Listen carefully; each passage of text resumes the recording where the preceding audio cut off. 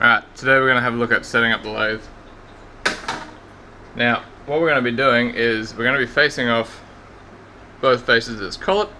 So we're going to need to put that in our 3-jaw chuck. To do that, grab one of these T-pieces, it's the one with the 2 red handles, go in that hole, and then you can spin that around. As you spin it, all 3 jaws will come in at the same rate. So you hold your piece in, and we want to have it sitting about a finger width out. Much more out and we'd have to use a live center to steady it. So we put it in and tighten it. Now you got to make sure that's tight. One of the biggest things we'll find is you won't tighten it enough and your cutters will push that back in. So once you've tightened it, go back, get a better hand, make sure it's in there really tight. Now, this is our saddle. So this handle here winds our across, this winds our left to right. This here is our tool post, and it's going to hold our cutting tools. You'll have a box of these, they're little pieces of metal. These are all exactly the same size, so we know exactly how many we're going to need. We're going to need 4. I will explain to you how to set up level when we go through this in person, but for now we're just going to put 4 in, and you're going to put a cutting piece in. Now, when you put these in, you need to put your spaces in first, and then make sure your cutting piece goes in and pushes hard up against the back. You can't have it on an angle, because as soon as it's on an angle, it's not going to cut straight.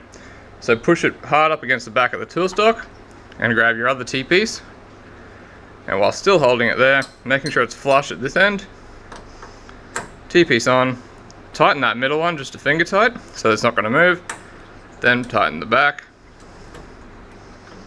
and the front. Then you can go back on and do that little half a turn to make sure they're all ready.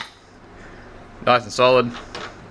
Then you can undo this. Now this is on a little bit of a cam, so you need to click it, bring it around, hear that clicking noise.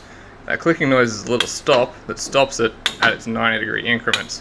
So once you get it to where you want, there, and tighten. Once that's ready to go, move it around to make sure it's free, and then you can pull down the guard. Now, I don't know if you can hear it in the video, but you'll hear a little click. If you hear a click, that's the switch going off and turning the lathe on.